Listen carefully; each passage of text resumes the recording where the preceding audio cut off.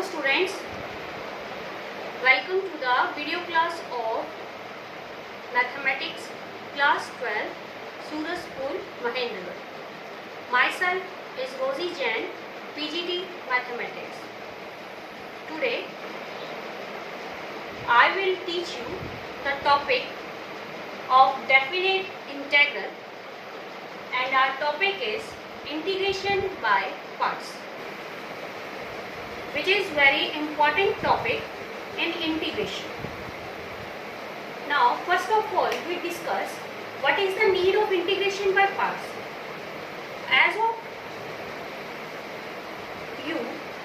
all, we know that when we differentiate product of two or more functions, then we apply product rule.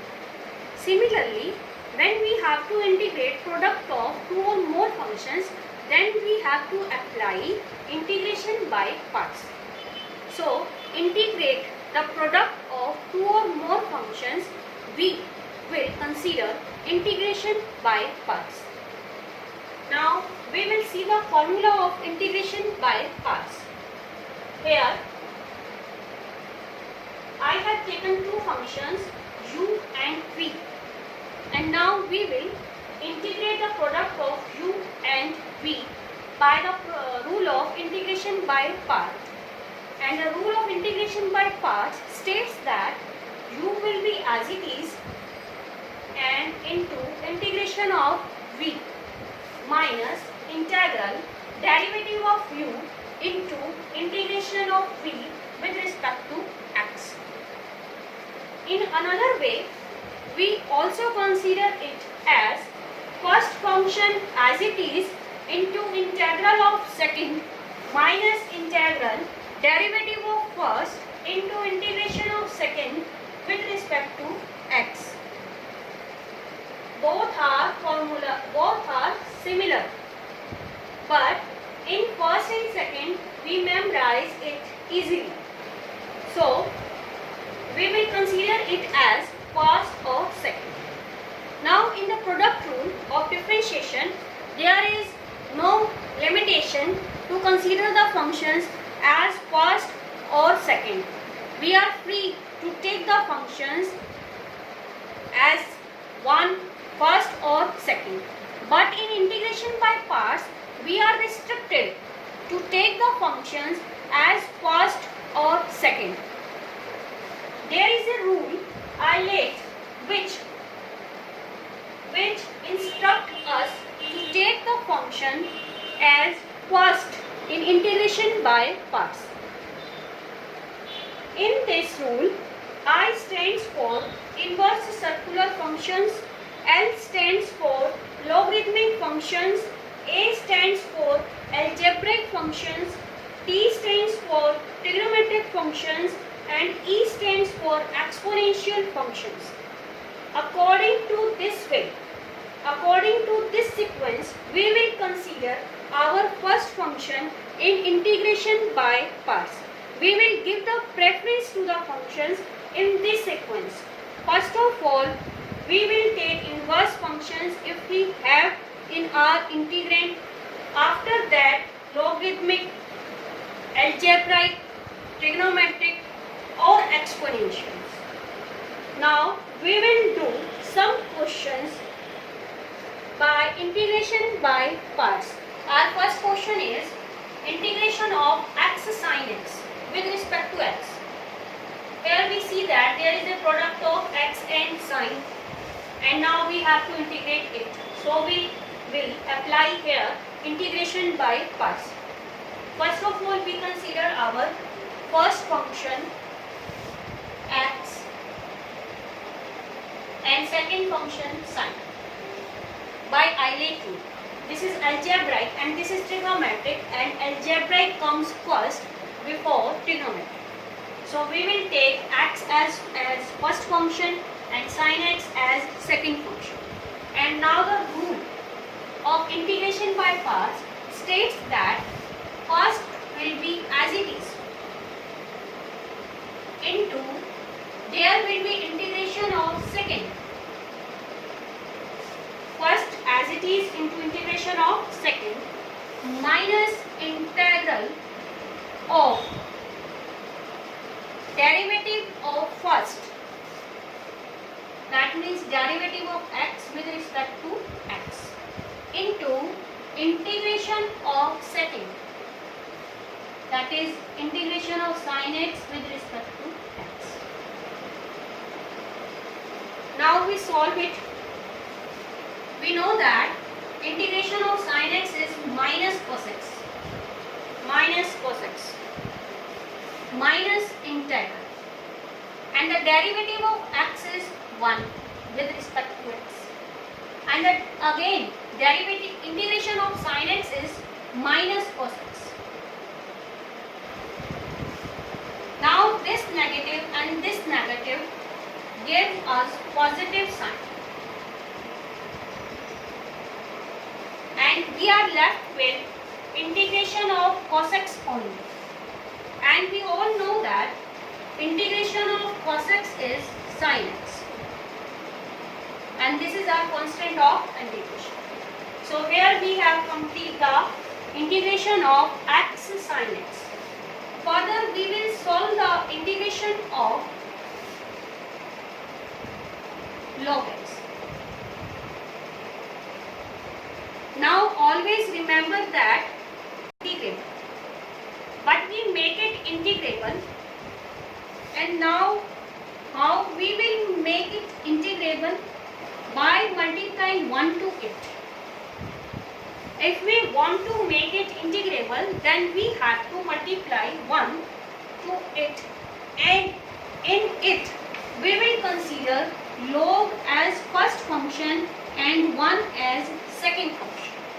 1 as first function, log as first function, and 1 as second function. And now we will again apply our integration by parts rule, and the rule states that first function log x as it is into integration of second. Second function is 1, and the integration of 1 with respect to x will be x, minus integral derivative of first. We all know that first function is log x and derivative of log x is 1 by x, into integration of second. Our second function is 1, and the integration of 1 with respect to x is x with respect to dx. Now we will cut x here, and we are left with 1 only. And we know that integration of 1 with respect to x would be x. So it will be log x into x minus x plus c. So this is the integration of log x. Now we will do our next question. Now we will integrate tangent inverse x. Remember that these are not integrable. So we make them integrable by multiplying it to 1. So we multiply here tangent inverse x by 1, so that we can apply it here integration by parts to make it integrable. Now ILH says that this will be first and the 1 will be second. Now we will apply our rule, and the rule states that first function is as it is. First function tangent inverse x is as it is, into integration of second. Second function is 1, and the integration of 1 with respect to x would be x, minus integral derivative of first, and the derivative of first is tangent inverse x, and the derivative of tangent inverse x is 1 upon 1 plus x square. 1 upon 1 plus x square into integration of second, and the second function is 1, and we know that integration of 1 with respect to x would be x t. Now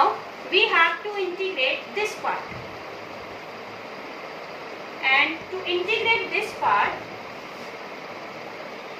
we take it as this. I have multiplied here by 2 and also divide by 2. We multiply and divide by 2. Now see this function in the denominator. This is 1 plus x square. Take it, its derivative. Its derivative is 0 and its derivative is 2x. So we have its derivative is 2x. So make it 2x. We multiply and divide it by 2. Clearly? I repeat it again. My function is 1 plus x square. That's derivative is 2x. To make it 2x, I have multiplied and divided it by 2. Further again, there is a rule that if the function has its derivative in its numerator, then we have to apply here log to integrate it. If we have a function with its derivative in the numerator, then to integrate it, we have to apply log with it. So its integration would be log of mod of 1 plus x square, and this will be constant of integration, that is c. If you can't do it directly, then here we can also do it by substitution. I can also do that. Tangent inverse x into x minus I1. What I have done? I have taken it as I1. Now I1 is equals to 1 upon 1 plus x square into x dx. Now I will apply substitutional method. So what we will do, put 1 plus x square equals to t. Take derivative on both sides. This will be 2x dx equals to dt. And from here we have x dx is equal to 1 by 2 dt. 1 by 2 dt. Now apply all these things here. We have integral 1 upon 1 plus x square is taken as t. So this will be t. X dx. X dx is calculated as 1 by 2 dt. Now here we will write 1 by 2 and here dt. And by rule we know that 1 by t, integration of 1 by t is log of mod of t. Log of mod of t. Now what we will do, we will replace t by 1 plus x square, and it will become log of mod of 1 plus x square plus c. Now we will put the value of I1 here. What we will do? We will put the value of I1 here, and our I becomes tangent inverse x into x minus half log of mod of 1 plus x square plus c. In both conditions our answers are same, and this depends on you whether do you it directly or by substitutional method. Both are correct. This will be easy for you. It will be done in only one step, and this will increase the length of our question and our work. So I will suggest that you will do these questions directly. Okay, now we will do the next question.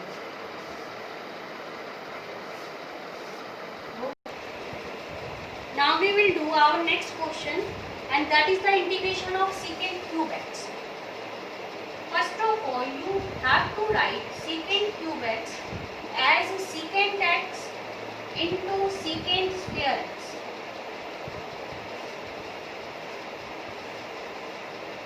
Now, we all know that between these two functions, secant x and secant square x is more easily integrated. It can be integrated easily. So we will consider it as a second function and this will be as first function. Here we don't apply the rule of Eilert.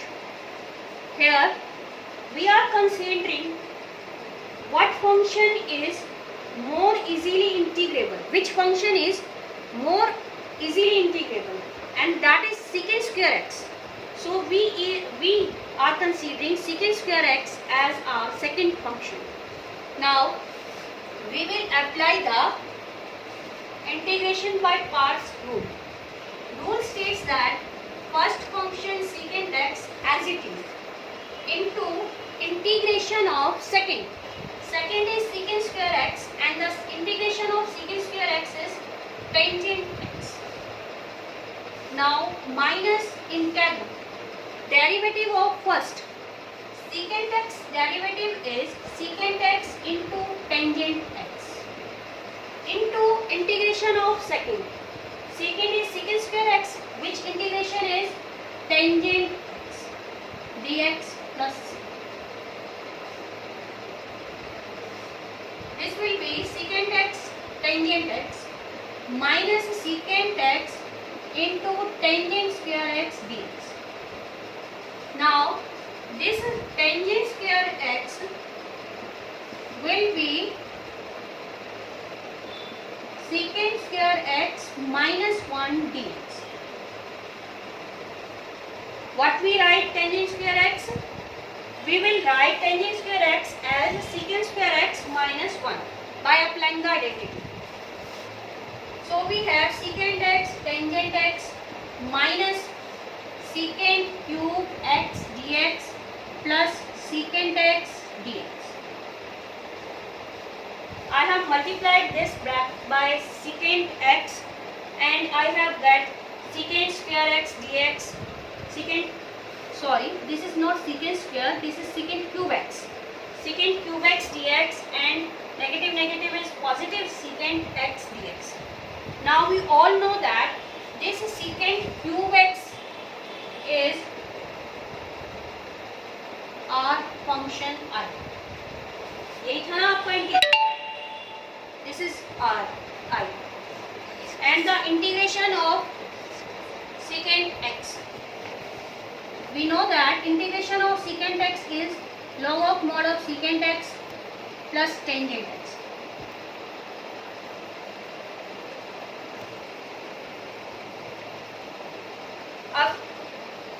Now transfer this I to the left side, and on transferring it to left side we will get 2i.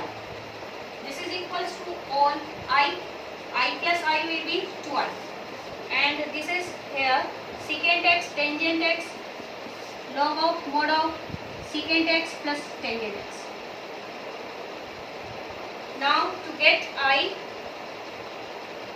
divide it by 2, secant x tangent x plus log of mod of secant x plus tangent x